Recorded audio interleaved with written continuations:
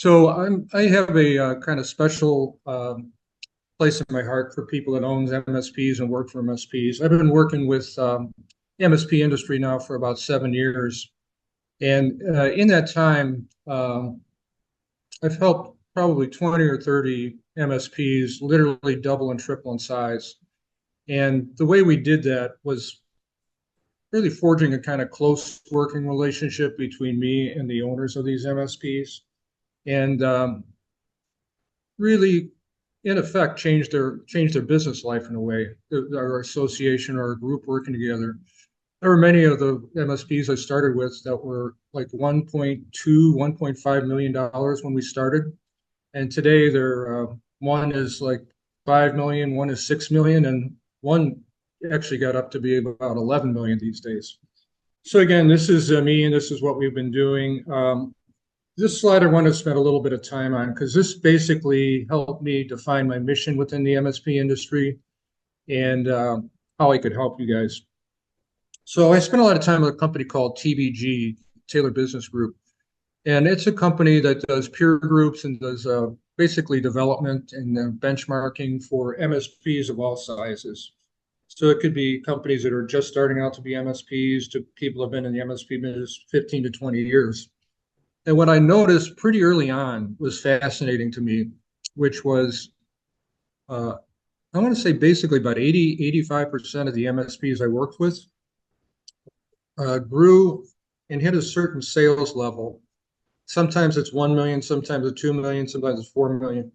But they actually plateaued out at that level. You know, they may have hit that level. Let's say they got to be 2 million in 5 or 6 years, and then they stayed at 2 million for the next 10 years. And similarly, they would hit 4 million sales and then stop there and hit $4 million and stay there forever. And what dawned on me was that, by the way, everything is perfectly okay with that. Is that meant that they were able to get up to a point of success in their business and their life, and then basically made a lot of money, had a nice life, maybe got into NOIs and kind of the 10 to 15 to 20% range. Got really good at service management, got really good at administration, got really good at certain aspects of the MSP business, but that was it. Basically, they stayed at that same level. And then conversely, there's about 20% in the industry that actually were able to get over that's supposed to be a chasm in the middle, like a divide. And what it said is a lot of the other MSPs, which were the 20%, basically jumped that divide and were able then to continue that growth in the kind of 15 to 20 to 33% range per year in terms of sales. And what I realized was obvious. Honestly, whatever was sufficient to get you up to that point in terms of service management and the other operations was not sufficient to make that jump. And what it basically said was you had to change your business in order to make that jump, and that the only person that could change that business was the owner.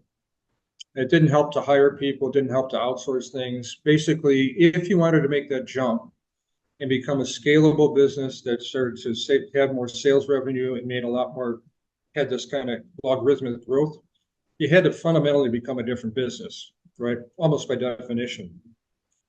So this is when we started our sales transformation group, and I just want to show you that there's real people behind these results. There's people that started out their business kind of on the left-hand side of that chasm, but over time actually got to be pretty successful at what they're doing and actually, again, doubled and tripled the size of the company. So the person on the far right, my far right, you're probably your far left, is somebody who was kind of 3 million when we started, and now it's like 9 or 10 million. The metrics on the right-hand side basically are what these guys are able to produce on a routine basis. So it's 2 to 3x increase in sales, 25 to 33% in terms of increases in sales to existing clients. The way they did that on the new business side, and what we're going to talk about today, it was creating 4 to 8 qualified new discovery meetings or first-time appointments per month. They built a blue chip team we'll go into, and 2 to 4 inbound qualified leads. So these are the typical results they produced over and over and over again. That's kind of what a scalable business means. You recruit the same, you can knowingly and intentionally repeat the same results you want to repeat month to month. The other big thing that just happened probably during COVID and since COVID is we've also seen a dramatic increase in the amount of co-managed business that's sold, which is basically it tends to be working for bigger companies like mid-market companies, and it tends to be doing everything for that client that you would do for a typical MSP client, with the exception of doing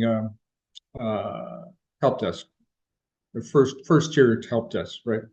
So we see a lot of these bigger companies coming in the market, hiring MSPs, having them do a lot of the work behind the scenes, kind of tier 2, tier 3, backup and recovery and all that stuff, but almost acting as almost a part of the internal IT team. So big sales growth, overall sales growth of existing clients. The basic question then becomes, how can you do the same thing? And what I learned in this journey, what I want you guys to learn now and be able to apply going forward, is when you think about, well, what are all the things that I have to manage? What are all the things I have to take care of in order to achieve the same kind of growth? And sometimes it seems almost overwhelming. And one of the responses to be as overwhelming is you kind of look for an easy way out. Like, who can I get to help me outsource this to, right? We'll talk about how that works or doesn't work. But when I thought more about it, in general, there's 3 categories of things as an owner that you have to manage. And therefore, there are kind of 3 categories of competencies that you need to build. And one is, from a new business standpoint, how do you generate those 8 new discovery meetings you need a month? The fancy word for that is lead generation. And the rule is that there's no one way to generate that amount of meetings.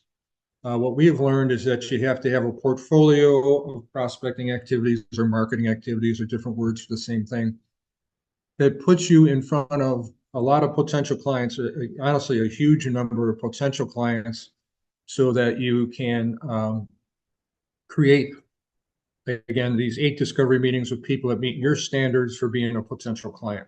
We'll go into that today. One thing I always try to talk about that MSP should realize was, at any given time within your local market, there's probably only 3 to 5% of that market that may be looking for an MSP or even considering making a change of an MSP. So what that really means is you gotta put a lot of lures out to find that small number. There's got to be a whole bunch of people, a whole bunch of ways you reach out to people to find the 3 to 5%, 10% of people at that point that may be actively considering moving away from their MSP, right? That's one thing to keep in mind as we talk about prospecting.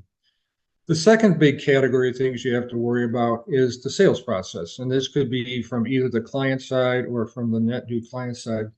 But there's generally a skill that you need to employ in terms of consultative diagnostic selling systems, selling approaches that basically are going to help you beat your competition, if there is competition, but effectively be able to discover an opportunity and qualify it, to make a business case for that with either the prospective client or the new client, and then close that business. So there's really 3 distinct steps in the sales process that you got to learn how to manage. I mean, and honestly, I would say our goal should be we want to become masters at that. And then the right-hand side is there's this whole activity in the client account management side we won't talk about today, but we'll talk in future webinars.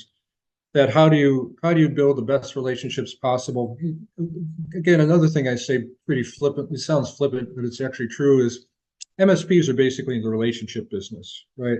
And how you manage and engage all your relationships are the things that are ultimately going to make you successful.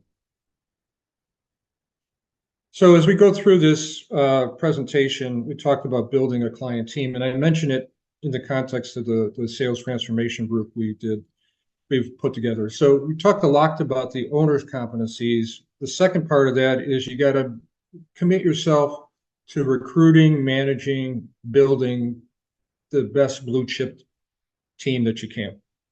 And what that general roles that you have to fill is the outside salesperson, which is probably honestly the last thing you should hire, and we'll talk about that. Two is a client account management team, or VCIOs. I use those terms independently. What we found is that's the most important group to get right first. Once you build that, it kind of lets you to achieve these kind of higher levels of success with these other roles. You probably want to have somebody that's a sales administration person, somebody that actually does the quoting and proposals, that is not the business development person and not the client account manager. And the fourth person is kind of an outsourcing job. We'll talk about list development. The reason I put this in here is we have to build the owner's competency, help them be able to manage and coach in those three categories we talked about before. And the most important thing is to go out and hire the absolute best people to fill all these roles. And I have found, in the end, this is the success when you get to this level. And that we do a lot of training of these people as well in our STP thing. So when you're looking up to, if you want to aspire to the things we talked about in terms of the sales transformation kind of sales all-stars, is these are the kinds of people you got to add to your team. So here's what we're going to cover today, and I'm going to have one caveat. When I do these so I make sure that you get a lot of value out of our time together. So we talk a little bit about the owner's competencies. We're going to talk about where all this starts with, which is all we do in business development and marketing or selling or whatever terms you want to use for that. It's got to be aligned with how people buy MSP services. If it doesn't line up, then a lot of what we're doing is kind of pointless. Second of all, the next thing we're going to talk about is the sales process, that kind of middle bucket yesterday, because that has the most immediate effect on you. This will make you successful in the opportunities that you're currently going through. Then we'll talk about the 6 pillars of prospecting, which are all the different things you got to do to create those first-time appointments or discovery meetings. Then, depending on time, and I'm thinking that we'll touch on this, but then I'm going to offer something else, which is the referral generation, association, marketing pillars. Those are examples of the 6 pillars of prospecting. Given the amount of time we have today, we may not be able to get them in depth. But what I will do for everybody that signed up or everybody that is on the webinar, well, I'm going to do a recording or a video that'll cover that for you. So we won't be kind of short shrifting that based on our time today. And then I'll talk about next steps about, what you can do in terms of helping yourself become more adept at this. What I really wanted you to get out of today is an understanding of how you or how your owner can make a difference in your day-to-day business success. The way I look at what I'm teaching people in terms of business development or scaling, whatever terms you want to use for that, is it's teaching another layer or excellence in terms of being an entrepreneur as an owner. And again, it's 80% of the people are never going to get this.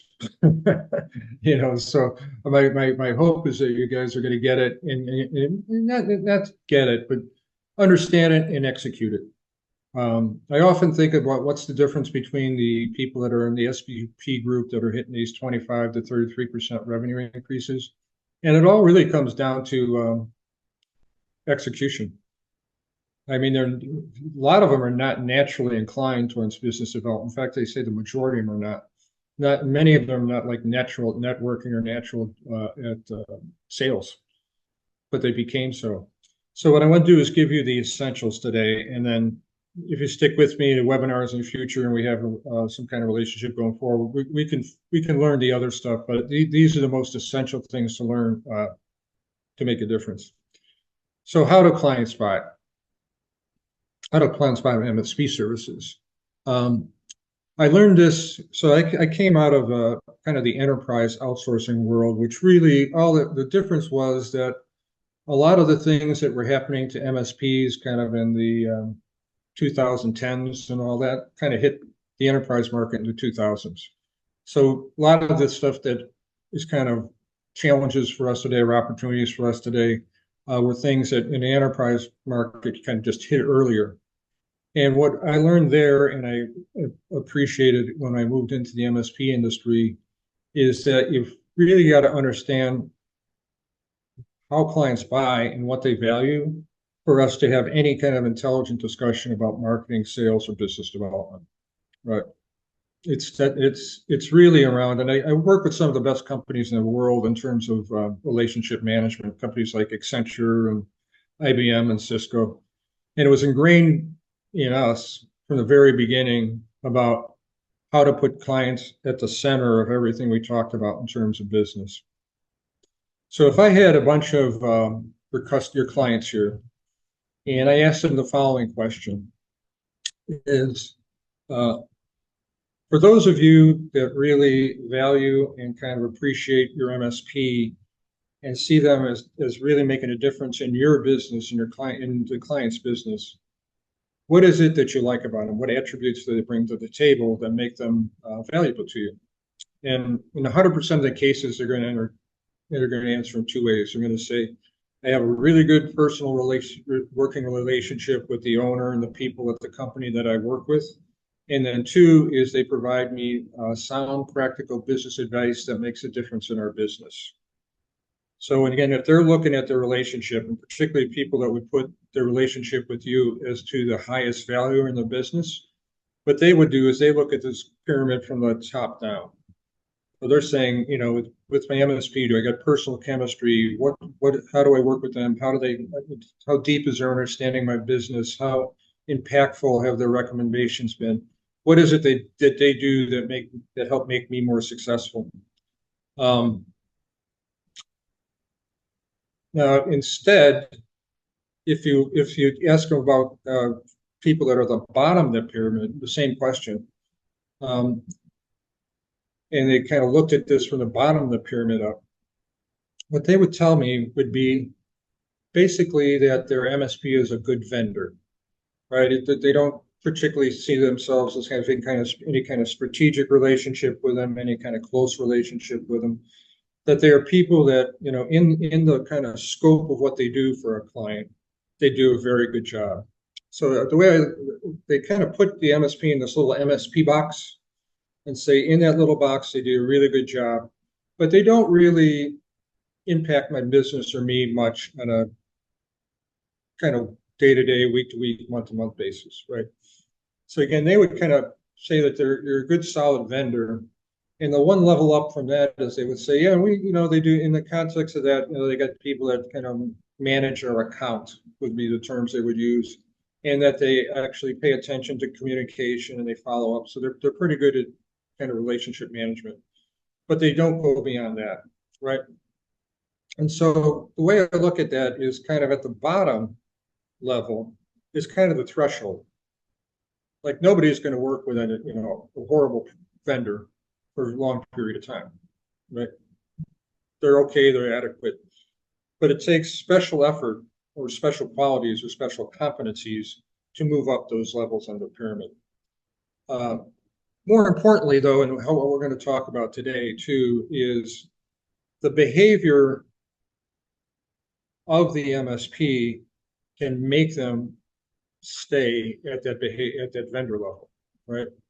So if I came into you, if I was your MSP and I came to you, and every time I came to you, I tried to sell you something, right?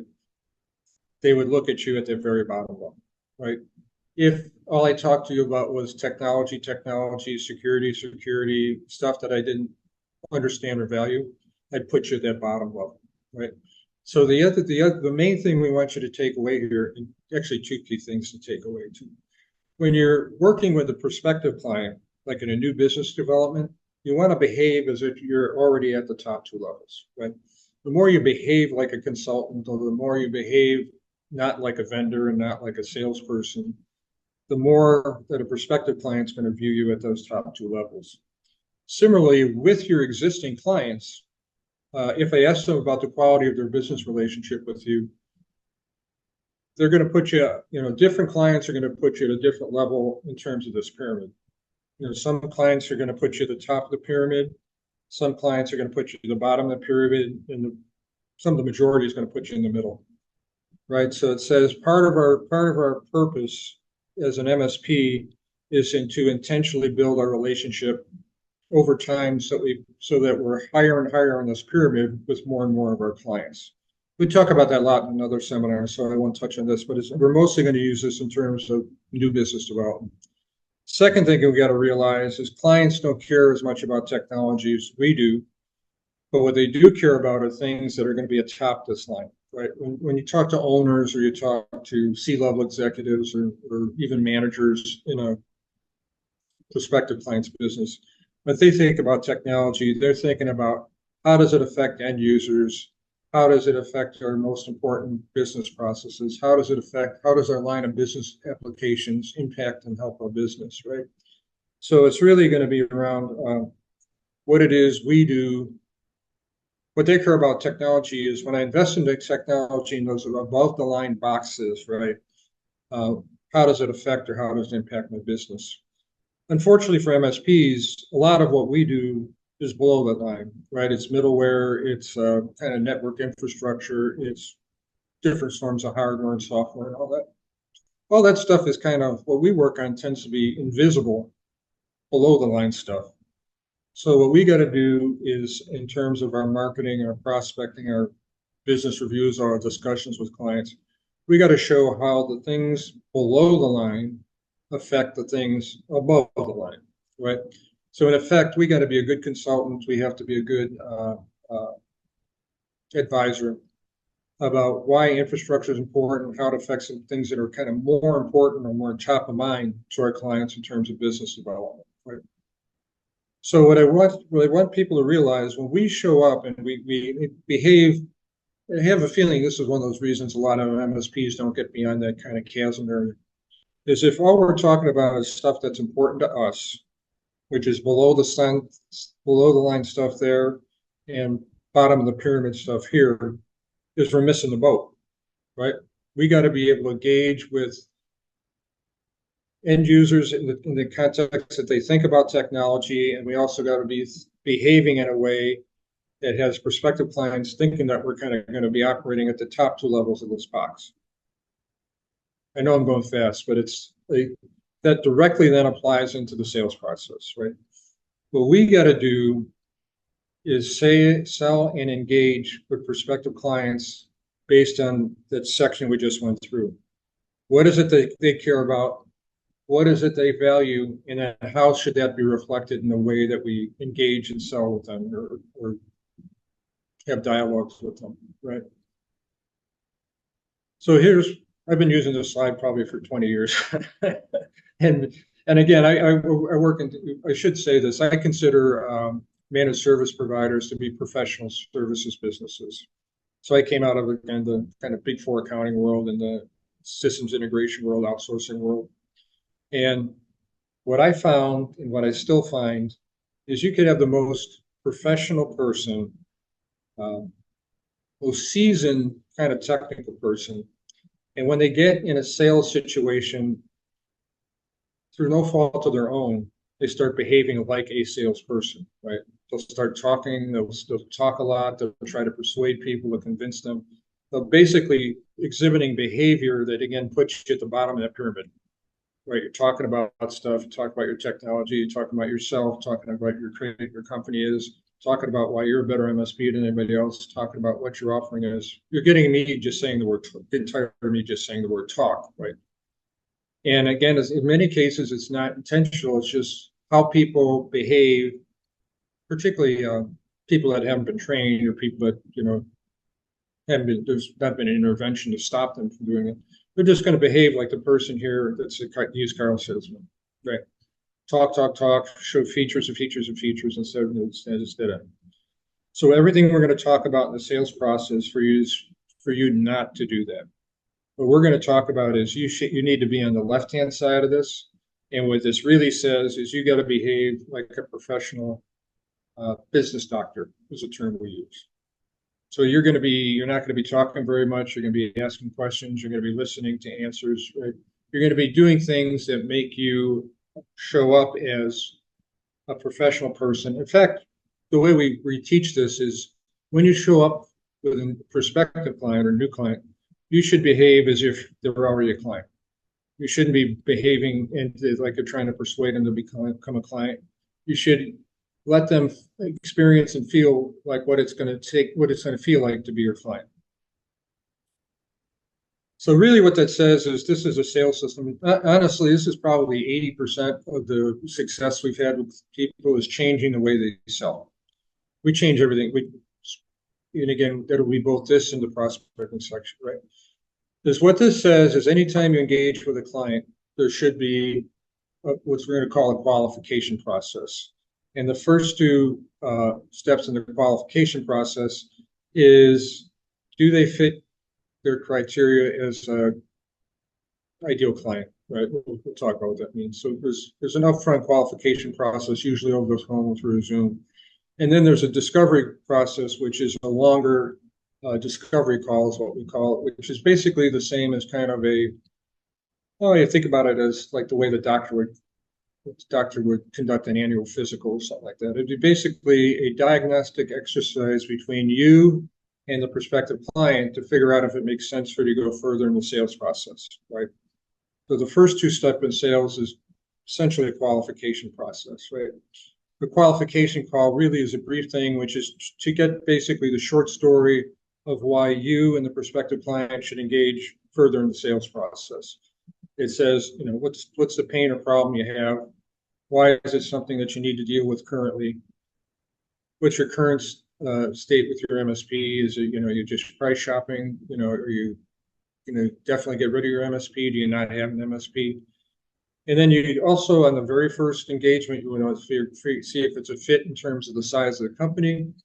You want to talk to them about, given that number of employees, what's the relative range of fees that you would have to charge, and ask them if it still makes sense to proceed, and then get some sense from them about how they plan to move forward in making the decision process, right? That's in your very first initial call with them.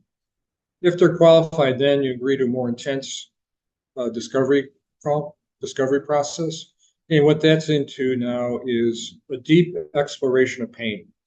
The rule in sales is no pain, no sale, right? If there's not a real compelling dire reason for them to make a change to their current situation, then you may not want to pursue much beyond that. We've had people terminate sales calls in the first half hour because they just don't hear pain, right? And more than pain, it's like, why now? Like, why is this something you need to make a decision on now? What is it? What are the consequences for not making a decision? What are the driving events? What's a compelling event? Another way to say it, but why do you guys need to make a decision or change now? Then a lot of these are going to sound similar, but what you really want to do then is to have a deeper discussion about the amount of money and whether it's in their budget or is it something are you in the range that they can afford to invest in? You want to go through a decision process about how, when, why are going to be involved in making the decision.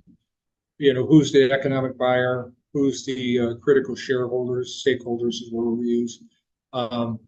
How are you going to make a decision? Like what's in your mind, what's going to separate the winning MSP from the people that you don't choose? What is that specific criteria and why is that the criteria? And then the last thing says there needs to be engagement.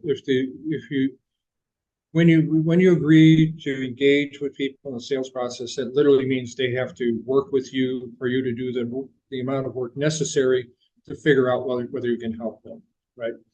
So that would be this, if you went to the doctor, they would tell you something like, well, you got to go take these tests. We got to try these pills, regimens, see if that works, right? There's things they have to do to engage in their own health and their own recovery.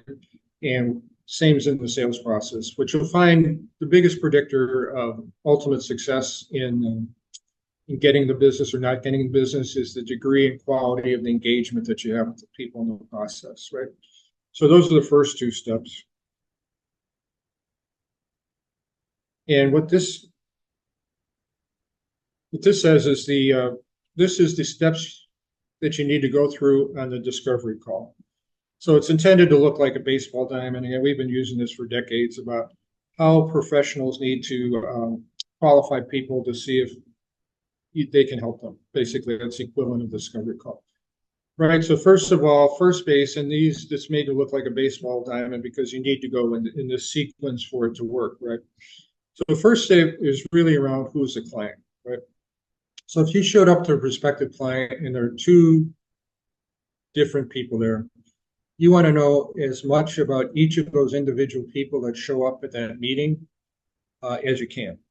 So obvious things, basically who they are, kind of what's their stake in the MSP decision, kind of what's their personal agenda, what is it, what perspective are they bringing to the sales engagement process. So you basically, the easiest way for me to think about it's who's the person and what's their job, and how is their job success impacted by the MSP, right? So if you're, for example, the managing partner of a law firm versus the practice manager of a law firm, your view of your job is completely different. And your view of the impact of an MSP is going to be different if you're the managing partner than if you're the person that's struggling with day-to-day kind of support issues, right? So you really want to understand, again, so questions we ask basically in sales calls, like who you are, what do you do, how do you work with an MSP, and basically how does an MSP help you succeed in your job better, like a better term, right? So that's kind of what you want to know in terms of the sales process. The pain process is what are either the risks or downside that they're trying to mitigate that their MSP can influence. So in other words, what pain are they trying to avoid, right? Like what is it we're trying to make sure that we have no downtime, right? We're trying to make sure that if there is a problem, we get back online real quickly, right? It's things that they're trying to avoid is one aspect of pain. But again, it's pain that affects them kind of individually in terms of their job, right? It's not like a company pain. It's actually, how does your MSP impact your success on a day-to-day, week-to-week, month-to-month basis? You, that person, you in that job, right? Or it could be a gain that they want to get that they're getting blocked from, right? So there could be positive things they're trying to get out of their relationship with their MSP. That could be, easy migration to cloud. It could be tuning up the performance of our business application so it works more quickly in this area, right? So they're kind of aspirational things that you want to do, but you're frustrated. You're not being able to achieve things that you know are achievable. But the big thing there is it's not intellectual, right? It's not features and benefits of the product, right? It's really around success or failure or frustrations or anxiety that people are having based on the relationship with their MSP. And people that are good at sales are good at getting this. And the way you get at that is the same way a doctor gets at it. You're basically acting like a consultant. You're simply asking questions, listening to their answers, asking them deeper questions once you hear things that sound like pain. So the example I give is, if your shoulder hurts, right? You go to see your doctor, you're going to ask you, does your shoulder hurt when you do this or when you do that or when you go like that, right? And if you go like that and it hurts, does it hurt like here or here, right? So they basically identify symptoms, and then symptoms identify conditions or things that hurt, right? And then you kind of drill down on the nature of that hurt and how it affects you and in this case, your body, but you and your job in a business sense, right? So sales is really around, how do you behave like a consultant or behave like a business doctor so that you find pain. Right? Third step in the discovery call is basically, okay, you can have as much pain in the world, but you're going to do anything about it. You're going to quit smoking, you're going to lose weight, those kinds of things, right? Or you have this pain with your current MSP. How committed are you, or how ready are you to change, right? And so what they have to have is they have to have certain qualities in place to be able to change. And those things they need to have in place is got to have money. They got to be able to make a decision. They got to include everybody in that decision that's required to basically sign an agreement. And they got to work with you to define the pain, develop a business case, and ultimately close a quote, right? So really, if you think about the discovery call, it's kind of like usually like 60 minutes or 90 minutes. It's basically a mutual exploration. It's between you and the prospective client, right? Where you're exploring their situation and their pain to see if it makes sense for you guys and the potential client to move forward in what we're going to call the sales process, but basically it's a relationship process, right? This is different than how a salesperson or a bad salesperson would handle the whole thing. They would do a superficial job of seeing who's on first base, right? They would ignore the pain, or they'd basically be going into like they would be talking about themselves on second base, right? Here's what we do. Here's what our offering is. Here's the different parts of stack. Here's what you get out of it, right? There'd be a lot of talk there, right? And the rule in a discovery call, honestly, is you want to be doing, you want the prospective client doing at least 60% to 80% of the talking, right? You should be the consultant. You should be asking the questions. What we'll find is most quote unquote bad salespeople will fill up that time with 80% of themselves talking, right? So they'll tell them what the pain should be. They'll tell them about how their product solves it. They may at the end ask how they're going to decide, right? But most of the focus is nothing on the space here. It's really about you and your offering, right? And the features and benefits they're offering. And to be honest with you, nobody cares. Some people be polite and listen, right? But in general, people care about themselves and their pain and their business success and their job. So unless we're directly relevant to that, then we're fundamentally irrelevant to them, right? So again, this is a first step in the sales process, which we call the discovery call. Honestly, if you work with us in our sales training, I believe this is about 70% of winning business is how you handle the discovery call. The next two steps really are around what we call the business case. And what this says is you don't go from a discovery call to a proposal, right? What you really want to do is go to what we're calling a business case. What a business case is you get the prospective client to agree to this business case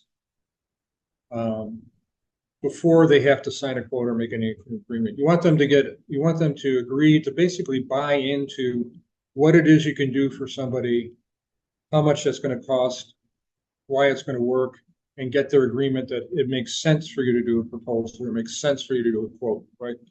And the beautiful thing about the business case is because it's not cast in stone, you can discuss it, you can talk about it, makes sense to people, you can refine it, right?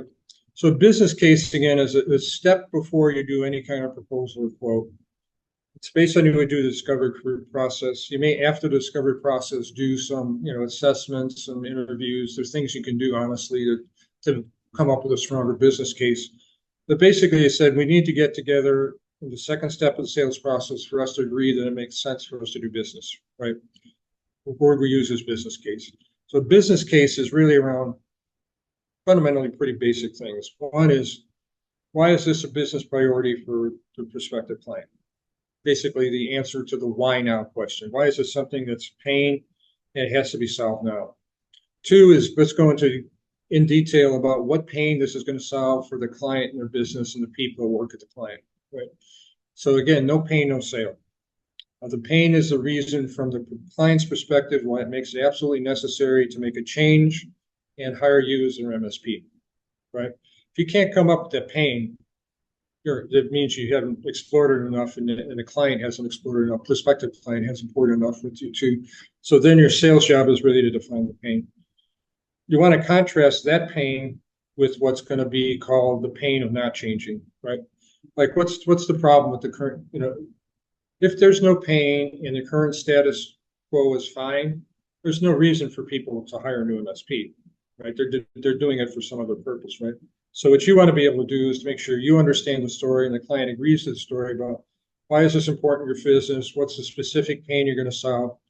Why is it imperative that you solve that pain and not endure the status quo? And then a very brief thing about solution overview, the decision criteria, why that makes you the best solution, and what's the investment in ROI, right? What this really says, think about it, what this really says is you got to make that case and get the client to agree to that business case. And if they agree to it, it should be obvious that they should want you to do a proposal and quote. And you could look at this, as I talk, you can run your eyes down the right hand of the proposal thing. But what it says is once you have the business case identified, What we want to do is go through and say, if you agree with this, what steps do we have to take to get a signed agreement between the two of us, right? And you want to identify what those are. The thing I want to make sure you do is you don't like email a post to a client or email it to the prospective client. I'm sorry, and say, take a look at this. If it looks like it looks good to you, please sign it and get back to me. Um, you really want the closing process to be a human process where you walk through the proposal together. If you write a proposal, you've earned the right to do that with a prospective client. And you want to have a specific set of questions and answers that you could put together in order to work on that, right? So, by the way, I can see that there's questions in there, and I'll get to those questions before we end. So it's the big thing in the last step of the sales process. It needs to be an explicit event, right? We want that to be able to make sure that it actually is scheduled. It's a human discussion. It's a final event. You make any close them, right? So I wanted to touch on this in the next 15 minutes. I'll get to your answers because the three most important things I want to make sure you get out of it is, one is, what does the client value and why do they value that, right? And then how do we take that and embed it in everything else we do? Two is we want you to master the sales process so that you behave like a business doctor is the term I use, but basically behave like a consultant, right? And make sure that you're acting as if that prospective client is already your client and you're just kind of engaging with them as if they're a client. Asking questions, listening, askers, and then making decisions in that sales process. After the discovery meeting, does it make sense to us to go to the next step, right? Then when you get to the business case, does it make sense for us to agree to this business case and go to the proposal stage, right? Does it make sense? When does it make sense for us to start working together, right? So it's really a qualification process, right? You're not trying to persuade them to do any of that. You're trying to see if they're qualified on their own volition to take those next steps, right? Um, and one thing you find, by the way, is the better we get at selling, the more successful my guys get in the STP group, the more we look to qualify people out earlier, right? We're actually looking for reasons not to go forward in the sales process with a lot of prospective clients because they might be price shopping. There may be some doubts we have about their sincerity in going forward, or we don't feel any kind of why now urgency, or don't feel any particular connection with our expertise, right?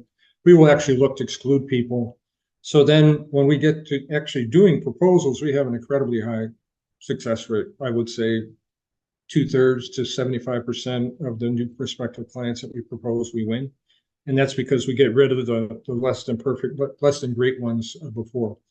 So I'm going to go through the pillars of prospecting, give the context of it, talk about a couple of pillars, and then I'm going to touch on one or two pillars, but I'm going to offer to everybody that's on the webinar here, we will send a follow-up video on each of these pillars we're going to touch on in more detail. So if I'm just touching on them, don't get frustrated. We'll actually go in more detail about them. So what this says is, remember early on, I don't know if you remember early on, but one of the first things we talked about, particularly in net new business, and don't worry that you can't read this too closely, I'll go through. The number one priority in terms of net new business development is the ability to generate between 4 and 8 qualified discovery meetings per month, right? And what you generally find is if you generate 8, there's usually a 25 to 33% close ratio based on discovery meeting. What it says is if you can generate 8 qualified discovery meetings per month, you're pretty much guaranteed to close on, I mean, it's going to sound a little different than what I just said, of your first time appointments, the number of those. So if you do 8 of those a month, what it says is you're going to close, even the best in the business, close 25 to 33% of their first time appointments, right? So that says if you get 8 qualified appointments, you're going to sell 2 a month, right? And so you could say your anticipated monthly revenue is just take 2 new sales a month time your average MRR. And a lot of our guys will sell in a year, they'll sell between 80 and 100 in new MRR, right? So in January of a year, it'd be X. At the end of the year, it'd be X plus 100,000 per month, right? So that's the kind of numbers we're looking to generate in order to produce the results we're talking about. What this says is there's no one way for you to generate that number of qualified appointments, right? What it says is you got to employ, I'll go through some more detail in the next slide. So volume process, so you got to apply a variety of methods consistently to produce that amount of first-time appointments, right? And the pillars are around things like, what a pillar is basically is a form of outreach, right? Another way to think about it is a channel or a prospecting channel. It's a pathway that you're using to get in front of people that fit your ideal client profile. So it says there's typically a bunch of ways to do it. One is called volume prospecting, and that's pretty much the old school kind of VAR stuff. There's debate whether this still works or not, but it basically says if you make 100 phone calls, you can get one appointment, right? It's where basically the success is based on the amount of work that you do. That's like if you send out 10,000 direct mail pieces, you're going to get 2% response, so you get like 5 meetings, right? That's what volume, the success is based on the volume to do. Surgical means that you're focused on a smaller, more uniform prospective clients, like a niche, like a law firm, or you're going after manufacturing companies, you're going after medical practices, right? And it tends to be a shorter list with more personalized and tailored outreach, right? It tends to be the form that most of my guys use. Third pillar is you can actually go join and engage in associations where my ideal prospective clients are the primary members.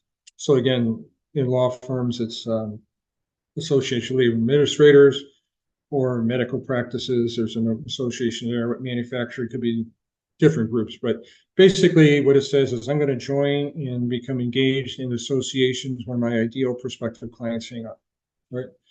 Systematic referral generation is one we'll talk about later. But basically what it says is once I have that target list of people I'm going after, I'm going to find the specific people I know, particularly clients, good contacts, and see if they can get those clients to introduce me to the clients that I want to meet, right? It's another form of outreach.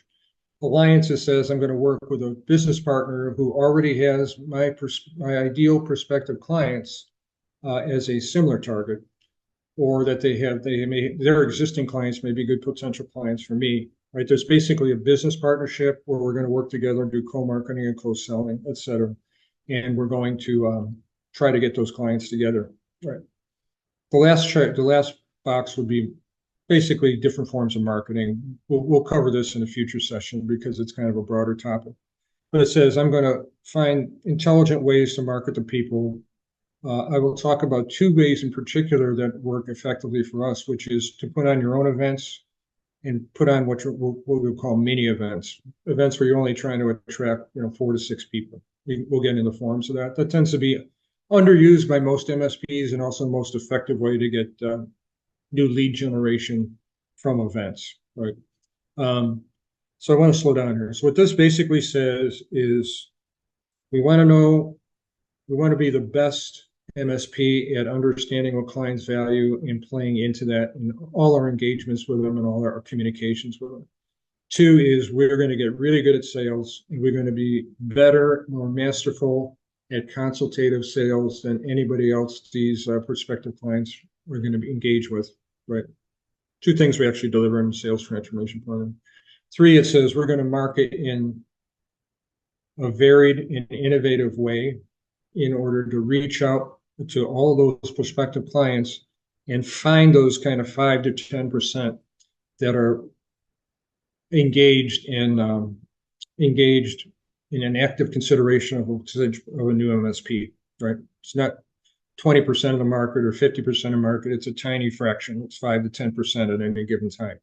So we got to be doing all this different kind of outreach in terms of getting in front of those people, right?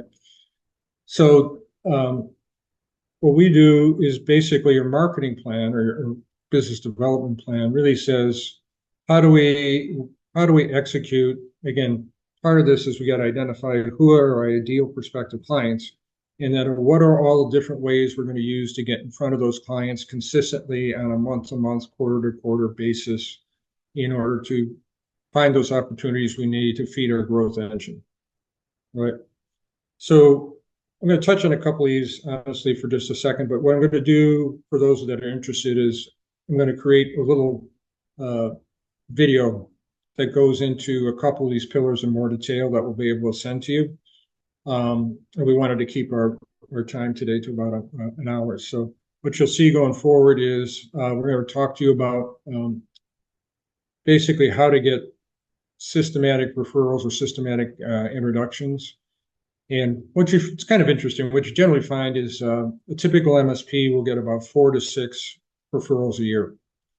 And they'll close most, if they're qualified, they close most of them, right? The question becomes, why don't you get like 5 times that amount, like 4 times that amount? And the reason you don't is we don't ask the right people. We ask people to refer us instead of just introducing us to people. We don't tell them precisely who it is we want to be introduced to. We don't create reasons or opportunities for them to refer, and we don't reciprocate, right? We don't, somebody's going to refer us, we don't go out our way to refer somebody to them, right?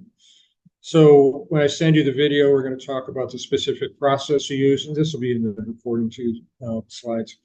The process for asking for an introduction and actually the words you use to ask. I'm going to send, again, I'm going through it quickly today in the interest of time, but we're going to give you details behind this, training behind this that you can listen to in a video that I'll send to you after the session. Similarly, association, right? It's kind of, the idea here is how do you target an association? Again, I'll use the Association of Legal Administrators, Association of Medical administrators. It could be industry associations. The one that comes to mind is government contractors, for example, right? What we're trying to say here is, okay, once there's an association, the credit unions is another one I'm thinking of. Once you have this association that routinely attracts people that are like your ideal prospective clients, how do you engage with that association in a way that you kind of routinely get potential business out of it? The short answer is you treat it as what's called a channel, right? So what we want to do is to say, okay, how do we work with the association itself? How do we get a list of the members? How do we prioritize the members that we want to get in contact with? How do we use the meetings as an excuse to set up discovery meeting with people, those clients, right? It's basically a routine. And how do I keep at it even when there's not events, right? How do I basically use the association to maintain contact with people I want to have with prospective clients? And the real goal is to say, how can I get first-time appointments or qualified FTAs out of this association, right? And what's my plan to do that, right?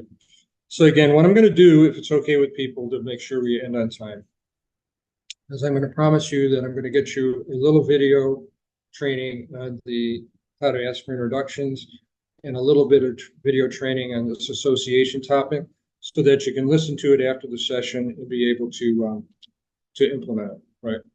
I know I went fast today, but what I really wanted to do was get you as much value as I could in an hour. And the 4 things I want you to take away is success in business development is around competency. It's not, you can't, I won't go into names, but you can't really outsource your marketing to people, or you can't rely on people to set appointments for you. It's got to be competency. It's got to be something that you and your business are good at. And what we talked about today was sales process and prospecting process. That has to be a core competency of your company, and you need to build it over time. That means you need to be trained and coached in it. So it's all about competencies, number 1. 2 is it's all about the client. Right, is if you put the client first in your thinking as you think through all of these things, and you get the client to engage with you and you ask questions, so you deepen your knowledge about the client and their business, that's what's successful for, honestly, both sales, marketing, and business development, right? So hit grid sales, and I'm going to have offers to help you do that. Let's go forward. And the third thing is marketing is not tactical. Like, again, it's a competency. It's not like a trick, right? It's not like here's this magic bullet that if we do this, clients are going to come find us, right? It's a series of things. It's basically a portfolio of things you have to do consistently over time to find a very tiny niche in the market that's currently looking for an MSP, right? That's the essence of marketing. And to my mind, that's why it can't be outsourced or genericized or all that stuff, right? So again, in an hour, that's kind of what I wanted to get in front of you guys. It's I might seem a little serious about it because I know it's so to be true. Is it basically you need to build your entrepreneurial skills in a way that your business is going to benefit, right? And everybody that's succeeding in the STP programs, basically investment in their skills and their competency. So again, so I want to take a look at the questions real quick. And see what we missed. And if you guys have any more questions, I'll look at it.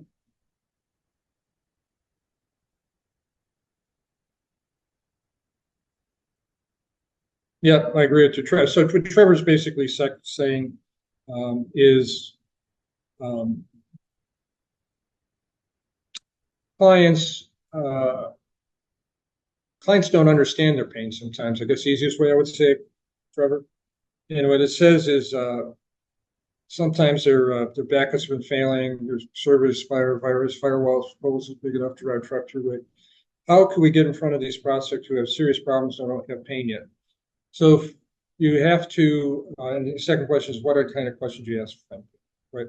So the short answer is, what's in, I'm struggling, Trevor, because it's a longer list, right? Maybe the better thing is I'll send you a list, but I'll give you an example, right? So if I was meeting with a prospective client, I would ask them the following questions.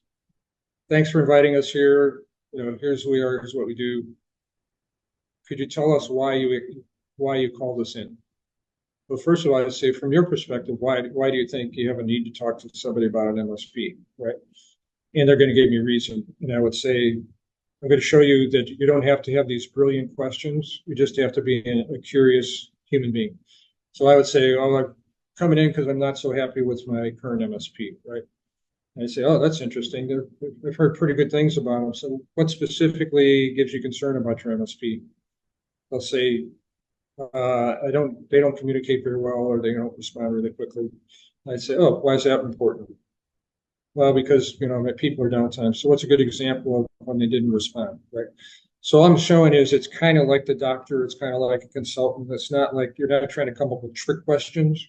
You're trying to ask them legitimately and straightforwardly what concerns, challenges, aspirations they have around the MSP that are not being met, and then you drill down in it so that they talk about what their personal experiences in the personal manifestation of the pain is. Right? So I'm happy to. By the way, I look at this as just being a start. I'll give you guys my email. We can stay in touch over time. But what I want to do is to make sure that we wrap up in time. So again, the big thing I want to do is you can decide if it's fine, okay, to be those MSPs, those 80% that stay in the left side of the chasm. If you want to jump over the chasm, what I don't want you to do is think that's easy, or it's something that you can outsource so they can buy from somebody, right? It's something that's it's a competency that you guys need to build or your company needs to build, and we can talk about how to do it. So basically, the owner becomes a sales leader, owner invests and persists, and ultimately over time, you can become a different kind of business on the right than you were on the left, right? The reason you can't get over the reason that you don't get over, the things that you do to get you to the success on the left side are not sufficient to get you success on the right side. Easiest way to say it. So just so you know, I'm going to again offer you the training. I just wanted to touch on, I wanted to give you a lot of value today, but we'll be offering training in the future and those specific kind of deeper drills on sales process, on prospecting pillars, on client account management, doing marketing. The trouble is it's kind of hard to cover a lot of this stuff in an hour, and it has to be kind of multi things for you to get better. So keep an eye out. There's going to be training available that people often ask, how do you work with people? I usually start off with just doing direct coaching. So if that's something that you or your company be interested in, you can get in touch with me and I talk about how I work with people. But again, today I wanted it to be of value in and of itself. And I wanted to make sure that you guys understand the core, right? Understand the things I've kind of repeated 3 times now, because I truly believe, that we're here to help each other. One of the reasons we're here on Earth is to help each other, and I want to help MSP owners as I'm particularly in position to help. And I would just want them to learn that it's all about you and your skill as an owner is what really makes the difference, right?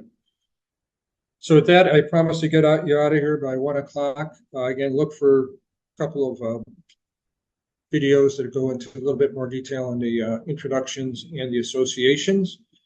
You can reach me. I'll make sure each of you get my email so you can ask me questions and I can help you think through some stuff. But just wanted to thank you for making the time and apologize. This is our first time doing a Zoom webinar, and a couple of things kind of threw me off at the beginning. So apologize for the rough start, but hope your time was good investment for you. And thank you. And with that, I will let you all go.